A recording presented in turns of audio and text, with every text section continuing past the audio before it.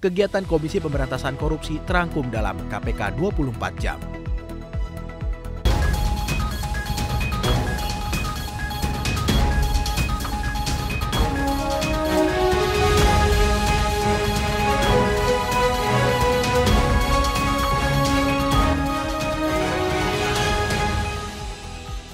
Pimpinan KPK, Nawawi Pomolango, menegaskan bahwa pengadilan tinggi mempunyai peran strategis dalam proses peradilan kasus tindak pidana korupsi.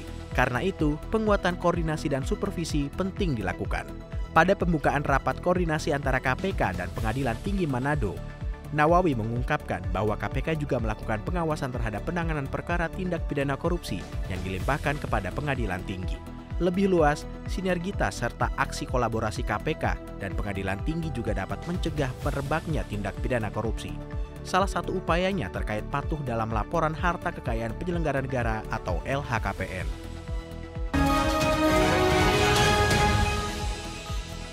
KPK melakukan pertemuan bilateral dengan The Ethiopian Federal Ethics and Anti-Corruption Commission atau FEICC di Gedung Merah Putih KPK. Pertemuan dilakukan untuk terus memperluas dan meningkatkan efektivitas kerjasama pemberantasan korupsi antar lembaga regional dan internasional.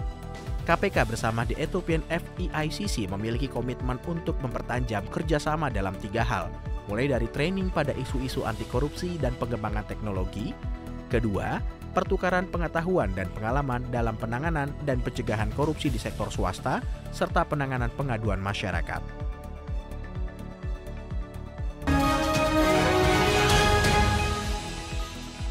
Untuk menjaga keberlanjutannya, tahun ini KPK memperluas program tersebut yang dimulai dengan observasi di sejumlah daerah calon percontohan kabupaten dan kota anti korupsi di Indonesia.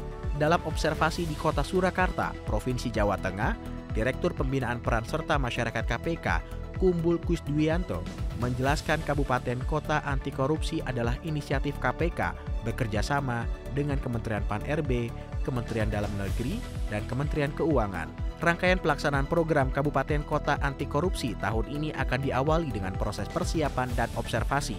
Tahap selanjutnya, KPK akan menggelar bimbingan teknis dan penilaian.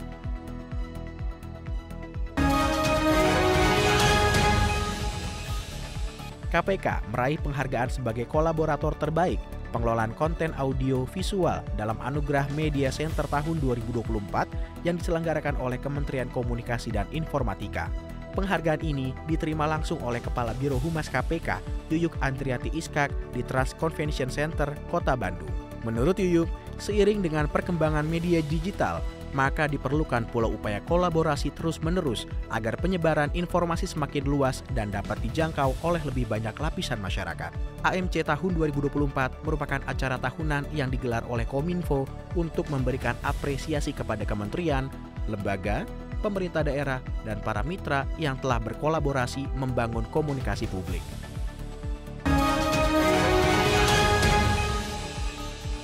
Tim Strategi Nasional Pencegahan Korupsi atau Stranas PK meluncurkan fitur pengawasan e-audit pada katalog elektronik. Pengembangan fitur ini dilakukan agar transparansi dari pengadaan kian optimal, khususnya untuk pengawasan maupun pengembangan sistem pengadaan secara digital. Wakil Ketua KPK Alexander Marwata menyampaikan, transparansi dalam sistem pengadaan menjadi kian penting. Peluncuran sistem pengawasan e-katalog atau e-audit ini menjadi perwujudan rencana aksi Stranas PK, khususnya aksi pengadaan barang dan jasa.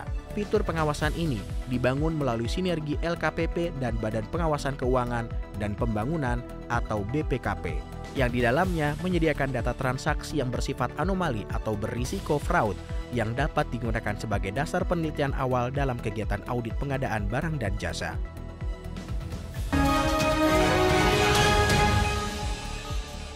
Perempuan merupakan ujung tombak dalam upaya pemberantasan korupsi. Sebagai seorang istri, ibu, serta bagian dari masyarakat, perempuan memiliki andil besar untuk menebarkan nilai-nilai integritas di lingkungannya. Menyadari kekuatan perempuan yang begitu besar dalam pemberantasan korupsi, KPK melalui Direktorat Pembinaan Peran Serta dan Masyarakat memberikan bimbingan teknis peningkatan kapabilitas dan peran serta masyarakat anti korupsi pada 42 finalis Putri Indonesia tahun 2024 yang terselenggara di Gedung ACLC Jakarta.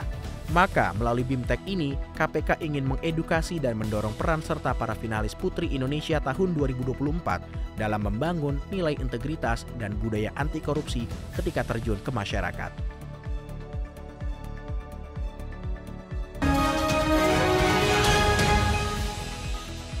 KPK menyerahkan barang rampasan negara hasil perkara tindak pidana korupsi berupa tanah dan bangunan kepada 6 instansi pemerintah, yakni Kementerian Keuangan, Badan Perlindungan Pekerja Migran Indonesia, Badan Narkotika Nasional, Pemerintah Kota Tomohon, Pemerintah Kabupaten Kediri, dan Pemerintah Kabupaten Tulung Agung. Secara simbolis, Ketua KPK, Nawawi Pomolango, menyerahkan barang rampasan kepada perwakilan dari masing-masing instansi.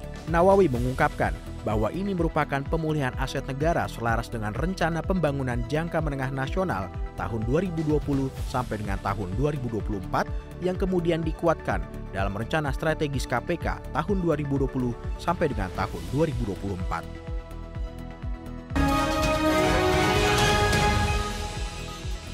Demikian kegiatan Komisi Pemberantasan Korupsi pada pekan pertama di bulan Maret tahun 2024 yang terangkum dalam KPK 24 Jam. Dapatkan informasi selengkapnya melalui website kpk.go.id. Salam anti korupsi.